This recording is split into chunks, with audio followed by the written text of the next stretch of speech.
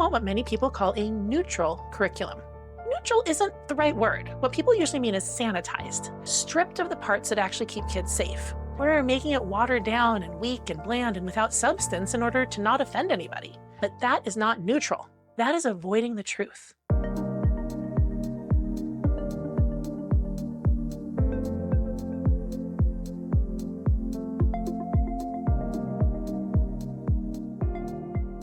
I want to tell you about a patient of mine who almost died because of what she'd been taught about her own body. She was young, recently married, and beyond excited about her first positive pregnancy test. I was the first person she told, even before her husband. She was just absolutely over the moon. And then she started having pelvic pain. When they did an ultrasound, they found it was an ectopic pregnancy. It was in the fallopian tube. This is a dangerous situation and can cause the tube to rupture and become life-threatening for the mother. And the pregnancy can definitely not survive in there. There is nothing a fallopian tube has that an embryo needs to develop. The treatment is really straightforward. A medication to end the pregnancy in the tube before the tube ruptures. Doctors do this all the time. She refused. Her husband refused. They both refused completely. And the OBGYN's office could not convince them. This was not stubbornness. This was not stupidity. These were two people who had been taught very thoroughly, very deliberately, that any kind of pregnancy termination was causing pain and suffering for a baby. And they believed it because no one had ever told them anything different. That is what happens when sex education is not teaching the clinical truth. It isn't just leaving gaps. It's filling those gaps with something else. And sometimes what fills them can kill you. I'll tell you how that story ends, but first I need to explain something about how we talk about sex ed, because there's a word people keep using that I think is completely wrong. As I've been talking with colleagues in the online education world about my human reproduction program, Making More Humans, everyone loves the title. Everyone loves Making More Humans and that it's a doctor who's going to be teaching this and that it's going to be factual and not centered on sex, but centered on science, because that's something we can all get behind. None of us want our kids growing up thinking that the whole point of life is to be able to have sex and reproduce. We don't want to focus on the sex act as being the thing that defines maturity. We can all agree we want a broader, more scientific understanding of human reproduction, and that we want our kids to have the information they need in order to stay safe and have a good life. And then we start getting into some of the details, and I start hearing, but you aren't going to talk about this, right? And you aren't going to talk about that, right? They want what many people call a neutral curriculum.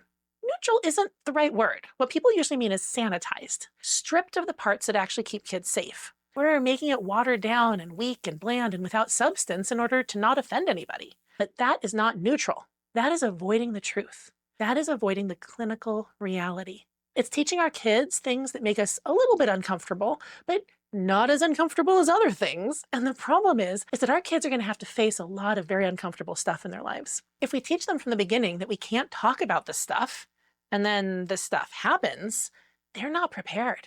They're not prepared for the reality of life. A lot of people think about this on a moral spectrum. There's the moral view of sex ed, there's the immoral view of sex ed, and then somewhere in the middle is what they're calling the neutral view of sex ed. But I don't think morals are where we need to be talking when we talk about something that's biological. We need to stop here for a second, because I know some of you just thought, oh, here we go. She's one of those people. She's going to tell me that morals don't matter and my kids can do whatever they want. So let me tell you who I actually am. I am Christian. My family is very active in our church, which belongs to the Evangelical Lutheran Church of America. My husband and my younger child both sing in choirs, play handbells. My husband drives the van once a month to pick up seniors who need rides from nursing homes. My younger child plays violin in the church instrumental ensemble and plays solos whenever there's a need.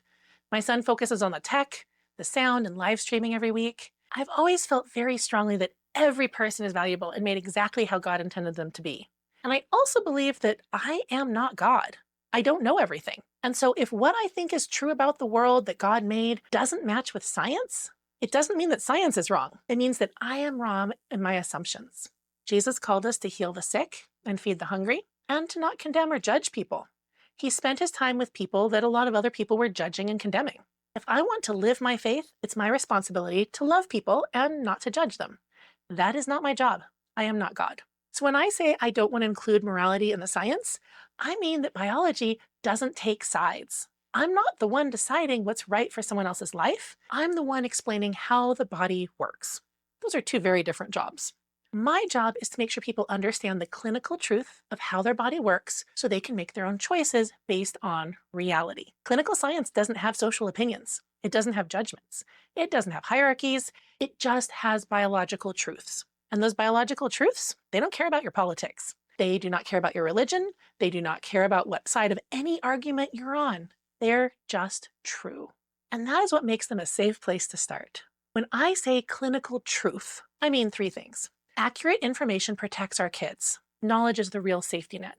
Biology taught without a moral lens removes the shame, and science doesn't take sides, not politically, not religiously. It's just true. I used to be very involved in advocacy work. I was a speaker with Hunger Free Colorado, everything from PBS NewsHour to meeting with state legislators. I testified on bills that impacted access to medical care and food. I started the first free clinic in my city because I wanted to make sure people had access to care. My own practice was a safety net clinic, about a quarter Medicaid and about 75% people who couldn't afford medical care. I kept costs down by having no staff and by running what's called a micro practice, which is very streamlined. And then things changed. I was already a stroke survivor. Both my kids are autistic, my husband is autistic, and when the pandemic hit and everything shut down and they lost all their routines and all the things they loved, I made a decision. I sold my practice on March 30th of 2020. I sold it to the current owner, who is lovely and is doing a wonderful job, but it was time for me to move on. And I left with absolutely no plan for what I was going to be when I grew up. It was my sister who suggested I start teaching online. And I discovered that I absolutely love teaching. I just absolutely love it. I also taught at the medical school, first and second year medical students, how to examine patients, how to talk with patients compassionately, how to take a history and actually listen. And that was my very favorite part of being a doctor after the teaching itself. So getting to teach people how to do that well, that was a gift. But then a couple of years into the pandemic, I developed a COVID infection that became very serious and very scary. It ended up scarring my lungs and leaving me with long COVID. So I couldn't do the advocacy work anymore. I couldn't do the volunteer work. I gave up my job at the medical school. I've been essentially housebound. I go to see my kids perform. My son is a pre-professional dancer and my younger child is in the youth orchestra, but it completely wipes me out for days. It leaves me panting for breath and brings out my stroke symptoms. So I end up choking on food and struggling with basic things. It's totally worth it, but it's also really, really hard. And when your world becomes that small, you start thinking about what you can still do to make the world a better place when you can't do much else. I can't go to the state capitol anymore. I can't run a free clinic, but I can teach. I love teaching people about their anatomy. I love teaching students who aspire to healthcare careers how to think critically and actually understand what they're learning instead of just memorizing it. I'm teaching about neurodiversity in a very specific way, one that builds on the current neuropositive movement, but adds that extra science and clinical knowledge from my years of practice and my own family's experience.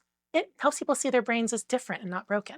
But while I still know that all of that is important, it is, I also saw bigger problems happening that I wanted to do something about. The more I thought about my years of caring for people of all ages, the more I heard stories from people about their lives, the more I realized that the way we teach sex education is the root of so many of these problems. The anatomy and pre-med career readiness, those are really important pieces of what I do.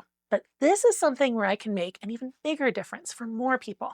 The amount of shame, the misinformation, the people not getting the health care they need because they don't understand the truth of what's happening in their own bodies, it's just a never-ending argument between people saying, well, I think this is the right thing, and I think that is the right thing. And it's pointless because there's no reality behind what anyone is saying. When we're focused on what is right and wrong in our eyes, we lose sight of the clinical truth. I decided the best thing I could do with the energy I have left is to take that clinical truth and get the word out to more people.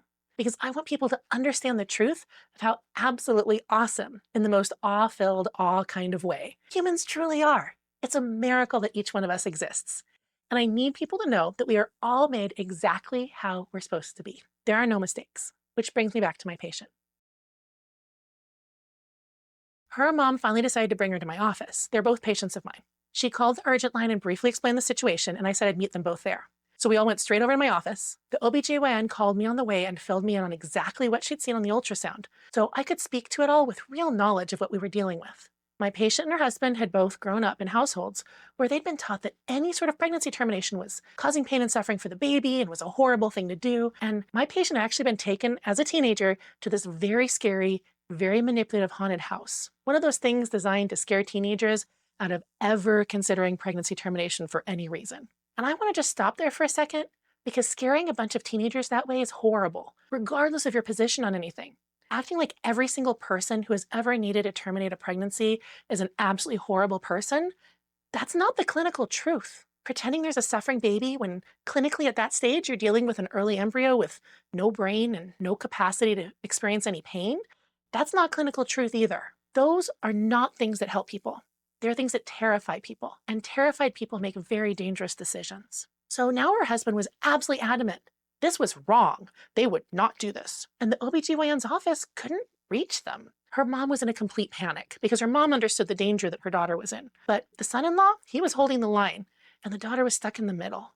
And I had to help them understand what was actually happening inside her body. The first thing I had to explain was basic female anatomy, which none of them knew. Not her, not her husband, not even her mom. I had to explain what a fallopian tube is, where it is, what it does, how conception happens, how a fertilized egg ends up in the tube in the first place. By accident, not by choice, not by failure. The cells ended up in the wrong place. And then I had to explain the heartbeat, because yes, there was a flicker of a heartbeat, and they had been taught that a heartbeat means there's a baby, a person, a suffering creature that would feel what was happening. But that is not the clinical truth. The heart is actually the first organ to form. And the reason for that is not because the baby is fully formed. It's because you have to have something to pump the blood around before you can develop everything else. The heart comes first, the brain comes much, much later. And at that stage, there's no brain, there's no awareness, there's no capacity to pain or fear or anything else. I actually showed them a YouTube video of heart cells beating by themselves in a petri dish, because that is a real thing. Heart cells do that. And I needed them to see that a heartbeat is not the same thing as a person experiencing something. It took over an hour. More than an hour of teaching and explaining basic anatomy, embryology, what actually happens, how it actually works, what this specific situation actually meant for her body and her safety. And by the end, they were all on board. They were all in agreement. And while it was very, very sad for her and very hard, she got the treatment she needed and she survived. And she was able to go on to have other pregnancies.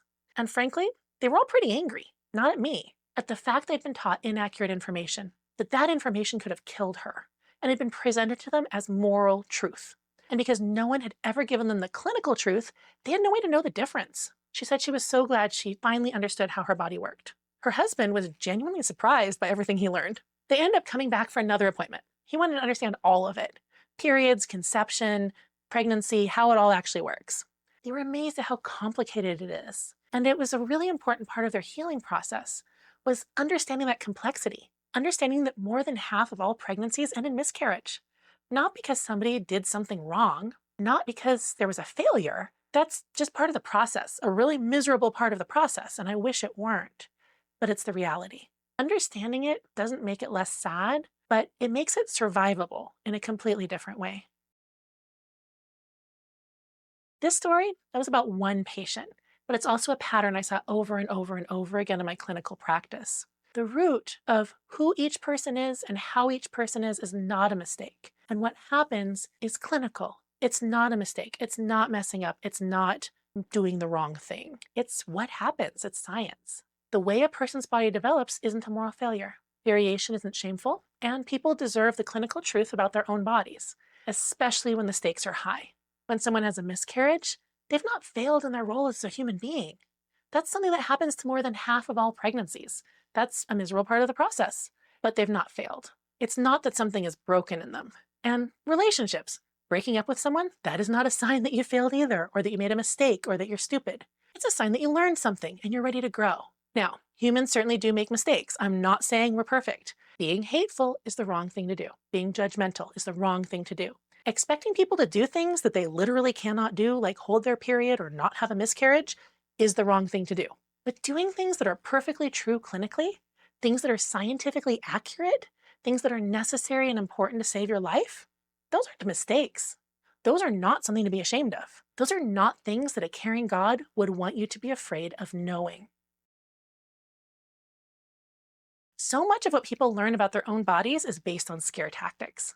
Even when people are trying to be thoroughly scientific about it, even when the intention is good, there's so often this angle of trying to gross kids out, show them the worst case scenario pictures of diseases, trying to make them afraid of sex by making sex seem horrifying. And I understand where that motivation comes from. People are trying to communicate the severity of what could go wrong. But there's a huge difference between teaching clinically the reality of what happens, how things are treated, how things are, what you can do to prevent them, or what isn't preventable, what can cause real long-term damage, and just trying to scare people. I know so many people, especially girls, who are so traumatized by how they were taught about sex, they're actually afraid of their own sexuality, when that is a beautiful part of what humans are. For the majority of people, this is a normal, meaningful part of being human. And for those who are asexual, that is a completely normal thing too. And there is absolutely nothing wrong with them. But when we take this and we make it shameful and secretive, we twist it, we warp it into this unhealthy hidden thing, and we encourage people to make bad choices and hide what they're doing and end up in bad situations because we were not open about it, because we didn't talk about what it was and what it really is. Well, clinical truth is the antidote to all that. Not because clinical truth takes away the hard parts. The clinic has hard parts. Life has hard parts. My patient's situation was hard. Miscarriage is hard. Infertility is hard. I'm not pretending any of that away. But when we move from the bickering of I think this is right and I think this is right, and we move into the reality of how humans are actually built, something shifts. We stop seeing mistakes and we start seeing the awe-filled reality of the human story. It is a miracle that each one of us exists. Every single one of us started as one single cell, went through this incredibly complex process, and ended up here. That is not something to be afraid of. That is something to understand. If you want to learn and teach this in a way that is clinically accurate and shame-free, go to drrobinschool.com/truth. I'll see you next time. Take good care.